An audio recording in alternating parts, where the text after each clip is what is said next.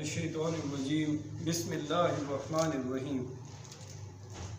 سورۃ توبہ آیت نمبر 123۔ یا ایھا الذین آمنوا قاتلوا الذین یلونکم من الکفار ولیجدوا فیکم غلظہ وَاعْلَمُوا أَنَّ اللَّهَ مَعَ الْمُتَّقِينَ۔ صدق اللہ العظیم۔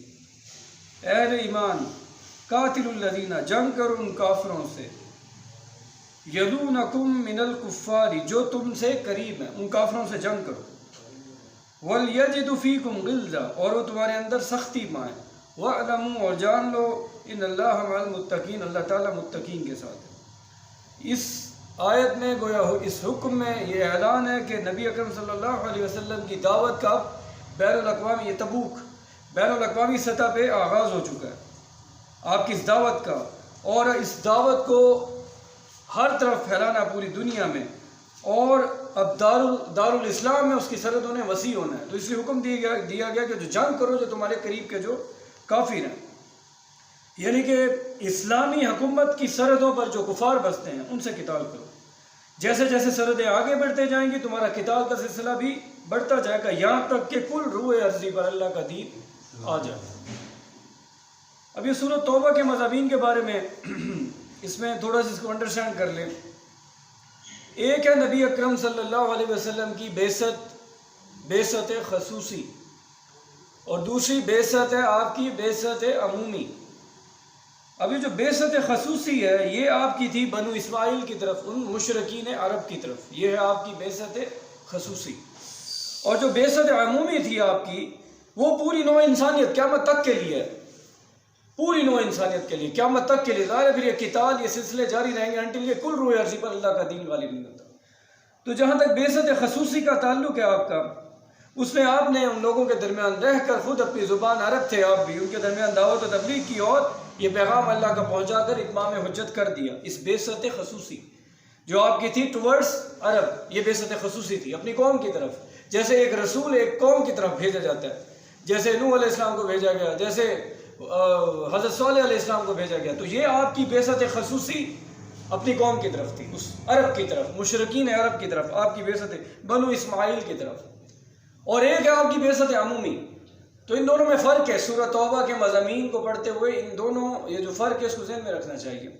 اب بعثت خصوصی کے جو اللہ کا قانون ہے، بعثت خصوصی، جب ایک رسول ایک قوم کی طرف بھیجا جاتا ہے اور وہ اپنی دعوت وہاں اس قوم تک پہنچا کر اتمام حجت کر دے، اور وہ قوم اس رسول کی دعوت کو رد کر دے، جیسے قوم عاد، قوم سمود، ذہن میں لائیں ذرا، تو اللہ تعالیٰ کی طرف سے اس پر عذاب استحصال مسلط کر دیا جاتا ہے اور قوم تباہ کر دی جاتی ہے۔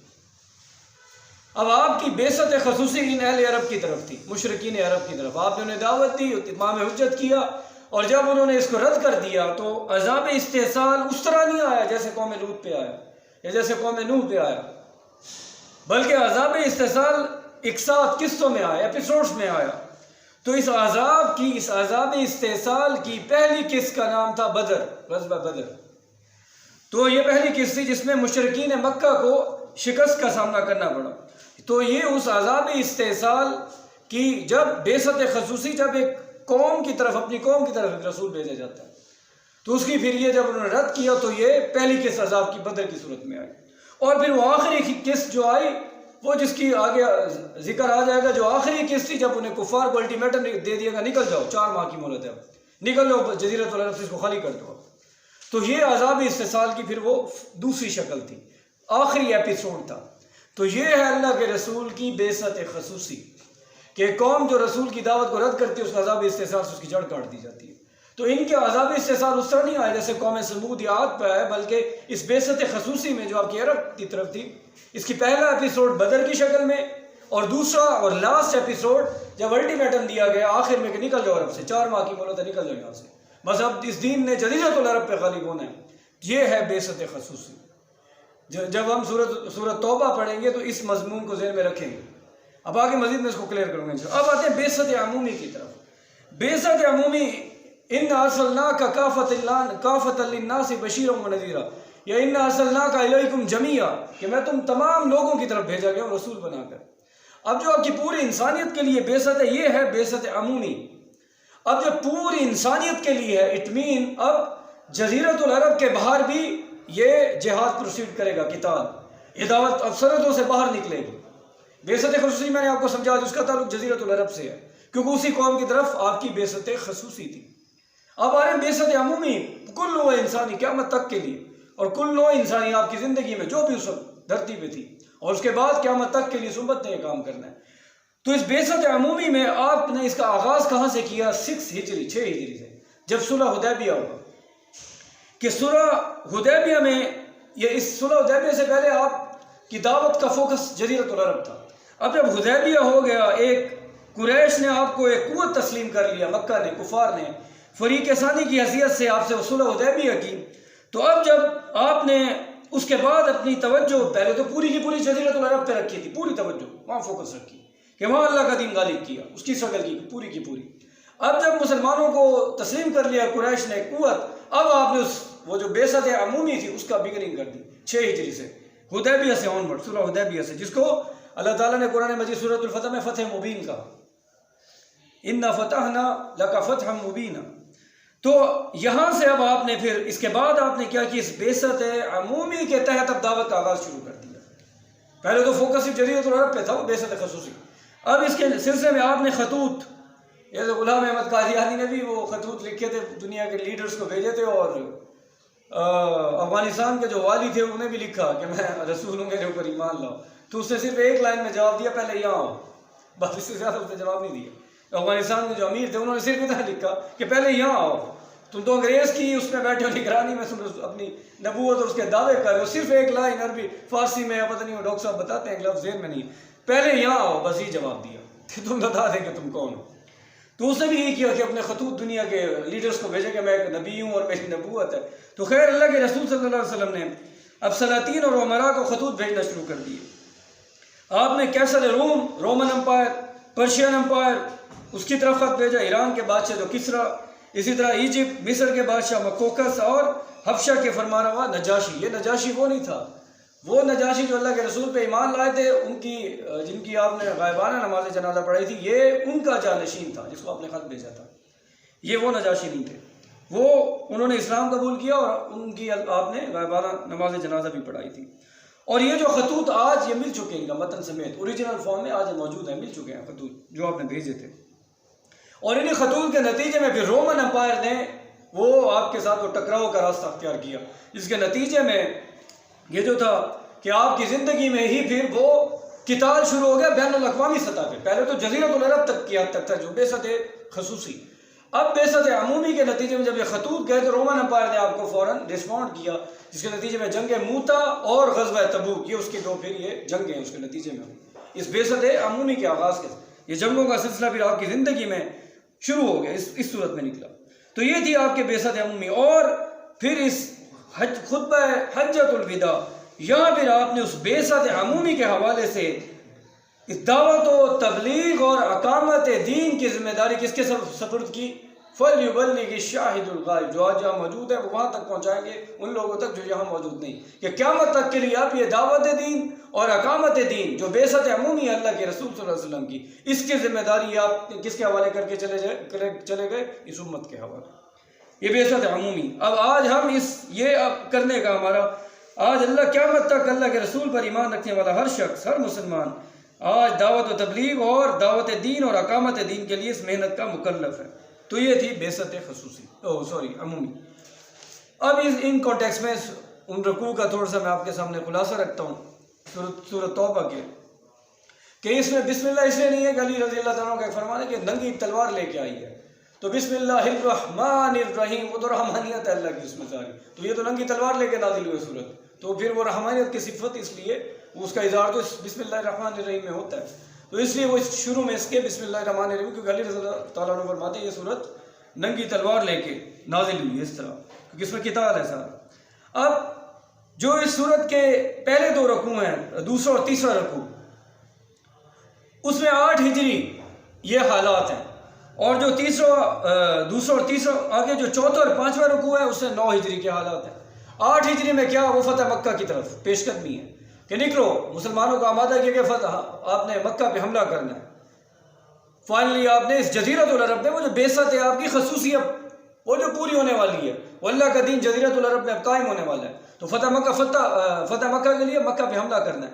اب مکہ پہ حملہ کرنا بڑا مشکل ہے، اہل و عیال مسلمانوں کے وہاں، منافقین کی علیحدہ سازشیں، اور یہ بھی خطرہ تھا جب حملہ ہوگا وہ نہ مارے جائیں جو مسلمان ہیں اندر، کہ گندم کے ساتھ گن بھی نہ پس جائے، تو یہ ساری چیزیں تھیں، اور دوسرا وہ متولی بھی ہیں بیت اللہ کے، وہ جاج کی خدمت بھی کرتے ہیں، تو یہ ساری مسائل تھے۔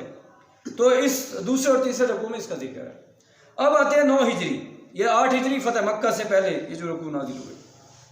اب آتے ہیں جی 9 ہجری کی طرف۔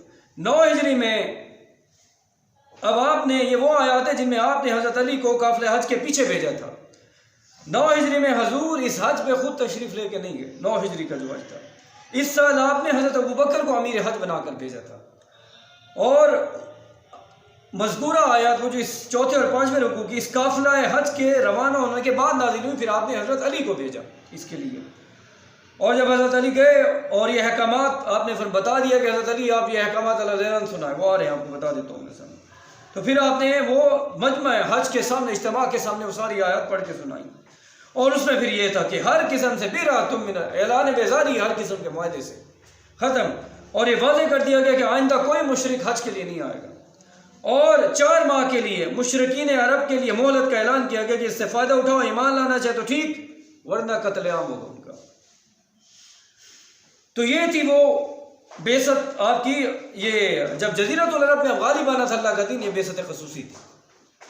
تو عذاب استحصال کی یہ جو الٹیمیٹم دے دیا گیا، یہ عذاب استحصال کی جو میں نے بیست خصوصی میں بتایا تھا، قوم کی طرف ایک رسول بھیجا جاتا ہے، اس کی لاسٹ ایپیسوڈ تھا یہ، فرسٹ ایپیسوڈ بدر تھا اور لاسٹ ایپیسوڈ یہ تھا کہ انہیں مہلت دے دی گئی کہ آپ نکل جاؤ 4 ماہ کی، تو اس مدت میں ایمان لانا چاہو الٹیمیٹم ہے تو ٹھیک، ورنہ قتل کر دیے جاؤ گے، اور گویا اس حکم کے اندر یہ آپشن موجود تھا کہ وہ چاہیں تو جزیرہ نما عرب سے باہر بھی جا سکتے ہیں، مگر اس جزیرہ عرب کے اندر اب وہ مشرک کی حیثیت سے نہیں رہ سکتے، قتل کر دیے جائیں گے، کیونکہ اب جزیرہ عرب کو شرک سے پاک ہونا اور بیست خصوصی کی تکمیل ہونی ہے، جزیرۃ العرب پہ اللہ کا دین غالب ہونا، اور وہ ہوا پھر فتح مکہ، اور اس کے نتیجے میں وہ حجۃ الوداع ہمارے سامنے ہے، اور اللہ کا دین وہ بیست خصوصی غالب ہو۔ اب آخری لاسٹ چیز، جو آخری 6 سے 11 اس کے رکوع ہیں سورۃ توبہ کے، ان کا تعلق پھر اس بیست عمومی سے ہے، جو میں نے کل آیات پڑھی تھی، یریدون لیطفئوا نور اللہ بافواہہم، یہ چاہتے ہیں اللہ کے نور کو اپنے منہ کے پھونکوں سے بجھا دے، واللہ متم نوری، اللہ اپنے نور کا اتمام کر کے رہے گا، اسی کو اقبال نے دی ہے، اسی آیت کے مفہوم کو، واللہ متم نوری، وقت فرصت ہے کہاں، کام ابھی باقی ہے، نور توحید کا واللہ متم، اتمام ابھی باقی ہے، کہ تو بھی ہونا ہے، مسلمانوں تم نے تو اب قیامت تک کے لیے کام کرنا ہے، دعوت دین اور اقامت دین، کہ نور توحید کا اتمام ابھی باقی ہے۔ تو یہ وہ جو لاسٹ جو رکوع ہیں آنورڈ 6 سے لے کے 11 تک، تو اس میں سارا یہ بیست عمومی، کہ اب وہ جزیرت، یہ جو میں نے ابھی آیت شروع میں کوٹ کی ہے درس کے، یا الذین آمنوا قاتلوا، کافروں سے لڑو جو تمہارے قریب ہے، یہ اب وہ بیست عمومی کی طرف جا رہا ہے کہ اب یہ قتال جو قریب تمہارے باؤنڈریز مسلم اسٹیٹ، یہ جو جزیرۃ العرب میں جو اللہ کا دین نافذ ہو گیا ہے، اس کے قریب قریب جو کفار کی باؤنڈریز ہے اس کو ایکسپینڈ کرو، قتال کرتے جاؤ یہاں تک کہ کل روح عرضی پر اللہ کا دین غالب ہو جائے۔ تو یہ تھی اس کے کچھ ایک ریویو اوور آل سورۃ توبہ کی نا آیات کا، یہ انڈرسٹینڈ کرنے کے لیے یہ بیست عمومی اور خصوصی اگر ذہن میں نہیں رہے گی تو ظاہر مفہوم آیات کا کلیئر کٹ سمجھ نہیں آئے گا۔ اب آگے چلتے ہیں۔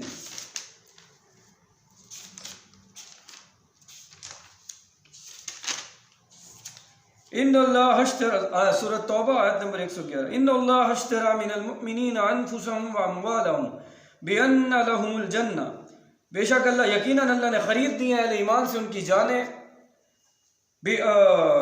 اور ان کے مال، بِأَنَّ لَهُمُ الْجَنَّةِ، اس قیمت پر کہ ان کے لیے جنت ہے۔ جب انسان کلمہ پڑھ لیتا ہے لا الہ الا اللہ محمد، تو یہ عہد ہے اللہ سے کہ جان اور مال اللہ کا، اور بدلے میں کیا ملے گی؟ جنت کا وعدہ۔ تو بیچنے والا کون ہے اور خریدنے والا کون ہے؟ اس میں بندہ اپنا جان اور مال بیچ رہا ہے کس کو؟ اللہ کو، اور اللہ تعالیٰ خرید رہا ہے جنت کے عوض، جنت کے عوض اللہ تعالیٰ نے میری جان اور مال خرید لی ہے، تو جب میں نے کلمہ طیبہ یہ کلمہ پڑھ لیا تو اب میرے ذمے ہے کہ میں نے اس عہد کو پوری زندگی پورا کرنا، اپنا جان، اپنا مال اور اپنی جان، اپنی صلاحیت، اپنا وقت، جوانی، یہ قوت اللہ کی راہ میں کھپانی ہے، کیونکہ اس کلمے کا اس عہد کہ میں نے عہد کر لیا کلمہ پڑھنے کے بعد، ان اللہ اشتری من المؤمنین انفسهم واموالهم بان لهم الجنہ، تو اللہ نے جنت کے عوض یہ جان اور مال خرید لیا، تو بیچنے والا میں ہوں، میں نے جان اور مال بیچی بندے نے، اور اللہ نے جنت کے عوض خرید لیا، خریدار اللہ ہے۔ اب یقاتلون فی سبیل اللہ فیقتلون ویقتلون، وہ جنگ کرتے ہیں اللہ کی راہ میں، پھر فیقتلون، پھر قتل کرتے بھی ہیں، ویقتلون، اور قتل ہوتے بھی ہیں۔ بدر میں مسلمانوں نے ان کے قتل کیے اور احد میں انہوں نے مسلمان قتل ہوئے، تو قتل کرتے بھی ہیں اور قتل ہوتے بھی ہیں، مسلمان شہید ہوئے تھے۔ وعدن علیہ حقا فی التوراۃ والانجیل والقرآن، یہ وعدہ ہے اللہ کے ذمہ سچا تورات، انجیل اور قرآن میں، اللہ کے ذمہ یہ وعدہ سچا ہے۔ اب اللہ تعالیٰ وعدہ عہد کر رہے ہیں، ایک گارنٹی مل رہی ہے اللہ کی طرف سے، کیونکہ دنیا میں جو فلسفہ چلتا ہے، جو اصول چلتا ہے، اس ہاتھ لے اس ہاتھ دے، انسان اس سودے، ایسے سودے کا عادی ہوتا ہے کہ ایک ہاتھ سے لوں اور دوسرے سے انسان سیٹسفائی ہو جاتا ہے اس سودے میں، دنیا کا جو سودا ہے، لیکن یہ سودا اس طرح کا نہیں ہے، یہاں جان اور مال کھپا دو گے، لگا دو گے ساری عمر، بدلے میں کیا ملے گا؟ نہیں، جنت کا وعدہ، جنت کا وعدہ، ڈیفرڈ پیمنٹ وہاں ہے، ڈیفرڈ ہے، جنت کا وعدہ ہے۔ اب یہ جو ایک غیب والی چیز ہے، جبکہ روٹین میں ہمارا جو دنیا میں سودا ہوتا ہے وہ تو اس ہاتھ دے اس ہاتھ لے، بس ادھر سے دیا ادھر سے لیا اور یہ سودا ہو گیا۔ اس سودے میں ایسے نہیں ہے کہ بدلے میں جنت کا وعدہ ہے، صرف وعدہ ملا ہے، لیکن کیونکہ اب انسان کی فطرت میں، انسان کی طبیعت اس طرح کی ہے کہ اس ہاتھ دو اور اس ہاتھ لو کا اصول ہے، تو اللہ کی طرف سے اس وعدے کی گارنٹی دی جا رہی ہے، وعدن علیہ حقا، یہ وعدہ اللہ کے ذمہ سچا وعدہ ہے، یہ اللہ کے ذمہ ہے، تو اللہ خود اس کو وہ کر رہا ہے، آن کر رہا ہے، یہ اللہ کے ذمہ ہے۔ تو یہ اس میں اصل میں یہ ہمیں اہل ایمان کو اطمینان دلایا جا رہا ہے کہ اس وعدے کی تمہیں گارنٹی کون دے رہا ہے؟ اللہ دے رہا ہے، اور کیونکہ اہل ایمان کو ادھار کی سودا، یہ ادھار کا سودا ہوا نا، پیمنٹ تو وہاں ہوگی، یہاں تو ہمیں وعدہ ملا جنت کا، پیمنٹ ڈیفرڈ ہوگی، پیمنٹ تو وہاں جا کے ہوگی، تو اس کے نتیجے میں مسلمانوں تمہیں ایک اور چیز بھی بتائی جا رہی ہے، فی التوراۃ والانجیل، یہ وعدہ پہلے تورات میں بھی ہو چکا ہے، پہلے پچھلی امتوں سے، اور پھر یہ انجیل میں بھی دہرایا گیا تھا، اور پھر قرآن میں دوبارہ اللہ کر رہے ہیں وعدہ، تو یہ اس وعدے کی توثیق ہو رہی ہے، ان ادر ورڈز، تو اس وعدے کی توثیق 3 دفعہ ہو چکی ہے، تو یہ اللہ کے ذمہ ہے وعدہ۔ اور پھر اللہ مزید آگے وَمَنْ أَوْفَى بِعَهْدِهِ مِنَ اللَّهِ، تو اللہ سے بڑھ کر اپنے عہد کا پورا وفا کرنے والا والا کون ہے؟ فَاسْتَبْشِرُوا، بس خوشیاں مناؤ، بِبَيْعِكُمُ الَّذِي بَایَعْتُمْ بِهِ، بس خوشیاں مناؤ اپنے اس بیع، اس دو طرفہ سودے پر، اس خرید و فروخت والے، کہ خریدار اللہ اور بیچا میں نے اپنی جان اور مال کو، خوشیاں مناؤ اس سودے پر جو تم نے اس کے ساتھ کی ہے، وَذَلِكَ هُوَ الْفَوْزُ الْعَظِيمُ، تو یہ بہت بڑی کامیابی، یہی ہے بڑی کامیابی۔ تو اب اس بیعت کو سمجھ لیں، بیعت یہ کیا چیز ہے؟ فَاسْتَبْشِرُوا بِبَيْعِكُمُ الَّذِي بَایَعْتُمْ بِهِ، دیکھیں یہ بیعت اس کا جو لفظی مطلب، اس کا معنی مبایع، بایع، یبایع، لفظ جو اس کے مختلف مفاہیم ہیں، اس میں آپس میں سودا کرنا، بیچنا۔ ایک بندہ جو بیعت کرتا ہے، اس میں وہ اس بیعت میں، اس سودے میں اپنے آپ کو کس کے حوالے کرتا ہے؟ اللہ کے حوالے کرتا ہے۔ لیکن حضور کے ہاتھ پر صحابہ نے جو بیعت کی تھی، اس کا مطلب یہ تھا کہ انہوں نے اصل میں کس کے سپرد کیا تھا؟ اللہ کے۔ اب اللہ تو غائب میں ہے، اللہ تو غائب میں ہے، تو اس لیے کس کے ہاتھ پہ بیعت ہوئی؟ اللہ کے رسول صلی اللہ علیہ وسلم، ان کے ہاتھ پہ بیعت ہوئی، مگر اللہ تعالیٰ نے اسے اپنی طرف منسوب کرتے ہوئے فرمایا۔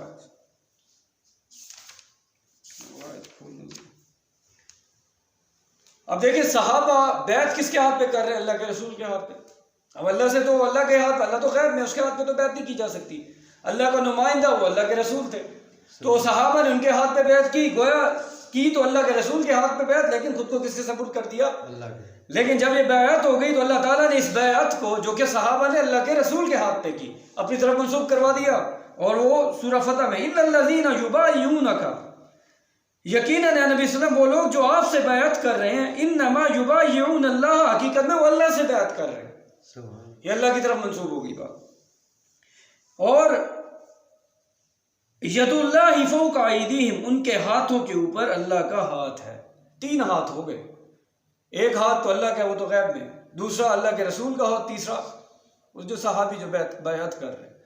تو ہوتا یہ تھا کہ عرب کے ہاں یہ رواج تھا کہ جب خرید و فروخت کا معاملہ کرتے تھے تو اس کو فائنل ڈیل کرنے کے بعد آپس میں ہینڈ شیک کرتے تھے، مسافہ جس کو بولتے ہیں. تو اس ایسے مسافے کو بیعت کا نام دیا جاتا. جب سودا ڈن فائنل ہو گیا تو ہینڈ شیک کرتے تھے، تو اس کو وہ کہتے تھے یہ اس ایسے مسافے کو بیعت، اس کا نام دیا گیا. تو اللہ اور بندے کے درمیان ہونے والی یہ جو سودا، جو بیع و شرع ہے، اس میں بندے کی مجبوری یہ ہے کہ وہ اس سودے کی بیعت براہ راست اللہ کے ہاتھ پر نہیں کر سکتا، بلکہ اللہ کے نمائندے کے ہاتھ پر، اور وہ اس وقت اللہ کے رسول تھے. اور گویا اس سودے میں 3 فریق شامل ہو گئے، اس بیعت کے اس سودے میں تین فریق. اب آج کے دور میں کیسے بیعت کریں گے؟ اس دور میں اس وقت تو اللہ کے رسول اللہ کے نمائندے کی حیثیت سے زمین پہ موجود تھے، اب تو دنیا سے چلے گئے. تو اب اس وقت تو اللہ کے رسول صحابہ نے بیعت کی، اور جیسے اللہ کے رسول نے حکم دیا صحابہ نے ویسے قتال کیا، دعوت و تبلیغ جیسے اللہ کے رسول نے حکم دیا اللہ کے نمائندے کی حیثیت صحابہ نے لبیک کا. اب قیامت تک کے لیے اس لا عمل میں چلنے کے لیے کیا کرنا چاہیے؟ اب دیکھیں، یہ بیعت جماعت سازی کے طریقے دنیا میں اس سے بہت سارے ہیں، اور وہ مباح ہیں، جائز ہیں. رکنیت ہے، ممبرشپ ہے، ایک فارم بھر لیں، آپ اس پارٹی کا ممبر بن جائیں گے، پھر ووٹنگ ہوگی، آپ کی سلیکشن ہو جائے گی، آپ اوپر جائیں گے مزید. یہ دنیا میں جماعت سازی کے طریقے ہمارے سامنے جو الیکشنز لڑتی ہیں جماعتوں میں، ایسے ہی یہ جائز ہے، مباح ہے. لیکن جو قرآن و سنت سے ثابت ہے وہ یہ نہیں ہے. قرآن و سنت سے جو منصوص، جو قرآن و سنت کی قرآن و حدیث کی نص سے ثابت ہے، اور مسنون سنت رسول سے ثابت ہے، اور معصور ہے صحابہ اور بعد میں ہمارے اسلاف سے ثابت ہے، وہ بیعت ہے. ابھی افغانستان میں دیکھ لیں، ملا حفت اللہ اخوند دادا کی بیعت کی ہے انہوں نے، اس امیر کی، اس کے ہاتھ میں بیعت، آپ نے ویڈیوز دیکھی ہوں گی، ساری بیعت ہو رہی ہے امیر کی. تو ہمارا طریقہ یہ تحریک شہیدین 1831، بالا کوٹ شہید سید احمد بریلی شیخ، انہوں نے بھی ایسے بیعت، مہاجر آئے تھے ہندوستان سے 500 مہاجر، اور انہوں نے مل کے قتال کیا تھا، اور کرتے کرتے وہ جو بالا کوٹ میں شہید ہوئے، وہ اپنوں کی غداری، ورنہ سکھوں کی جرت تو نہیں تھی، اپنوں نے غداری کی تھی. وہ جو سردار اور وڈیرے تھے ان کے ساتھ مل گئے تھے. بس سردار اور وڈیرے ہر دور میں اسی طرح کرتے ہیں. جیسے انگریز کی عدالت میں سرداروں نے کہا تھا ہمیں اللہ کا قانون نہیں چاہیے، ابھی 47 سے پہلے ہمیں سماج کا قانون چاہیے، کہ ہمیں شریعت کے فیصلے نہیں چاہیے. تو ان کے ساتھ بھی ایسے اس کے پی سرحد کے سرداروں نے غداری کی، اور ظاہر ہے پھر وہ شہید ہوئے. اور شاہ اسماعیل رحمۃ اللہ وہ بھی شہید ہوئے، ان کے ساتھ تھے اس وقت. تو یہ انہوں نے بھی بیعت کے اوپر یہ قتال کیا. تو انہوں نے سب سے بیعت لی تھی، سب سے پہلے بیعت ارشاد لی، وہ جو ایک ذاتی اصلاح کی پہلے انہوں نے، اس کے بعد پھر بیعت جہاد لی، بیعت علی الموت. اور امام المہدی نے بھی یہی بیعت لینی ہے، اور تنظیم اسلامی میں بھی یہی بیعت ہے. ڈاکٹر صاحب نے جو تنظیم اسلامی بنائی اس میں بھی بیعت یہی ہے کہ جب پہلے تن من دھن لگاؤ، اب پھر جوائن کرو، حصہ بنو، تو اس کے لیے بیعت یہی ہے. ڈاکٹر سارے رحمۃ اللہ نے یہی کی ہے. اور ہمارے کیونکہ وہ کہتے تھے مسنون بھی ہے، منصوص بھی ہے، مسنون بھی ہے، اور معصور بھی ہے. یہ طریقہ ہمارا جماعت سازی کا یہ طریقہ ہے جو 14 صدیوں سے ہمارے سامنے، میں نے آپ کے سامنے بتایا، مثالیں سامنے رکھی ہیں. تو اس دور میں اب ہوگا کیا کہ حضور کا کوئی امتی ہوگا جو من انصاری اللہ کی صدا لگائے گا. اس کا اخلاص، اس کا علم، اس کا فہم، اس کو دیکھنا پڑے گا. جیسے ڈاکٹر اسحاق رحمۃ اللہ نے یہ پکار لگائی، ہمارا جو طریقہ یہ اوپر سے نیچے ہے، ان کا تو نیچے سے اوپر ہے نا، نیچے سے ممبرشپ اور پھر اوپر کرتے کرتے کرتے اوپر آپ. ہمارا اوپر سے نیچے، اوپر سے ایک بندہ کھڑا ہو کے ایک من انصاری اللہ کی پکار لگائے گا، لوگ اس کے اخلاص، اس کے فہم کو دیکھتے ہوئے اس سے جڑتے چلے جائیں گے. ہمارا طریقہ اوپر سے نیچے ہے. جو اوور آل اس وقت دنیا میں چل رہا ہے وہ دوسرا ہے جو میں نے آپ کو بتایا. تو اب اس وقت ہوگا کیا کہ اللہ کا وہ جو مخلص ہوگا دین سے بندہ، جس کا علم، فہم، ہر چیز آپ کے سامنے ہوگی، وہ پکار لگائے گا، اس کی بیعت ہوگی، لیکن اللہ اس کے رسول کی اطاعت کے دائرے کے اندر رہ کر ہوگی، مشروط نہیں ہوگی. غیر مشروط نہیں بلکہ مشروط اطاعت ہوگی اس کی، دائمی نہیں بلکہ مشروط، اللہ اس کی رسول کی اطاعت کے دائرے کے اندر. تو اس نوعیت کی بیعت ایسے دائی کے ہاتھ پر ہونی چاہیے جو صرف اور صرف اللہ کے نام پہ کھڑا ہو، اور قرآن اور دین کے نام پر پورے خلوص سے قرآن کی دعوت دے، فرقہ واریت سے پاک، مسلک سے پاک، ان چیزوں سے پاک، اپنے ذاتی مفادات سے پاک. تو آج اقامت دین کے، اور پھر وہ اس دعوت پر جو لبیک کہنے والے افراد ہوں گے اس اقامت دین کی جدوجہد کے لیے، وہ کیا کریں گے، اس کے ہاتھ پہ بیعت کریں گے، اور ایک منظم تنظیم کی شکل اختیار کریں گے. اور یہ تنظیم اپنی جمعیت، اس قوت کے بل بوتے پر پھر اقامت دین کی جدوجہد کرے گی. کیونکہ دعوت و تبلیغ تو انفرادی بھی ہو سکتی ہے، لیکن اقامت دین، آپ نے بینکوں کو یہ نظام اکھاڑنا ہے، سود کا نظام، تو ایک بندے کا کام نہیں ہے. آپ نے ایک اپروٹ کرنا ہے ایگزسٹنگ سسٹم کو تو یہ آسان کام نہیں، اس کے لیے پھر تنظیم چاہیے، وہ قوت چاہیے. جب آپ جڑ جاتے ہیں تو وہ ایک آپ جیسے مثال ہے ایک اکیلا اور دو 11 ہوتے ہیں، تو پھر اللہ کی برکت سے وہ قوت اور وہ ساری چیزیں آتی ہیں. تو یہ آج کے دور میں اس کا یہ طریقہ ہوگا. یہ ہے بیعت کی وہ حقیقت. تو تنظیم اسلامی اسی پہ کھڑی بیعت. اور یاد رکھیے گا امام المہدی کی موت جو بیعت ہوگی، جو کال کریں گے امت کو، بیعت الموت ہوگی، وہ بیعت الجہاد ہوگی، وہ بیعت ارشاد نہیں ہوگی، وہ بیعت الموت ہوگی، جہاد کی بیعت ہوگی. تو ٹھنڈے کمروں کے جو بہت زیادہ عادی ہو چکے ہیں ان کے لیے بڑا مشکل ہو جائے گا. تو اس لیے ایمان کے لیے اپنی زندگی کو رف ٹف بنائیں، سختیاں جھیلنا سیکھیں. ایمان کی بیعت یہ ہوگی، بیعت الموت. اور ظاہر جو ہوں گے وہ تو کہتے ہیں ایمان یہ تو ٹیررسٹ ہیں، یہ تو شدت پسند ہیں. تو امام کی بیعت ایسے ہی ہونی ہے. اور تھوڑے سے لوگ امام کے ساتھ ہوں گے، امام اپنے آپ کو ریٹین کر لیں گے. لاسٹ ٹائم میں مکہ اور مدینہ میں اور اتنے میں باطل قوتیں آئیں گی، شام سے حملہ موصول کی نیٹو فورسز، اور عرب ممالک بھی مل جائیں اور مسلمان ممالک بھی مل جائیں گے جیسے 9/11 میں ہوا. تو جب یہ لشکر ان کا آئے گا ان فورسز کا، تو بیداء کے مقام پہ دھس جائے گا، پھر لوگوں کی آنکھیں کھلیں گی. تو حدیث میں تھا کہ جو لشکر بیداء کے مقام پہ دھسے گا، جو اس وقت جو صاحب علم ہستیاں دنیا میں موجود ہوں گی ان کے کان کھڑے ہو جائیں گے، یہ تو امام ہے. پھر وہ امام کو ایک مدد اللہ کی طرف سے ملے گی. ورنہ امام اس وقت اپنے آپ کو لمیٹڈ وہ محصور مکہ مدینہ تک کر لیں گے، قوت نہیں ہوگی آپ امام کے پاس. اس کے بعد پھر بڑے بڑے نیک لوگ شام سے عراق سے جا کے امام کے ساتھ اس بیعت الموت اور بیعت اور جہاد کریں گے. پھر امام ان کے انڈر وہ قتال کریں گے. وآخر دعوانا الحمدللہ رب العالمین.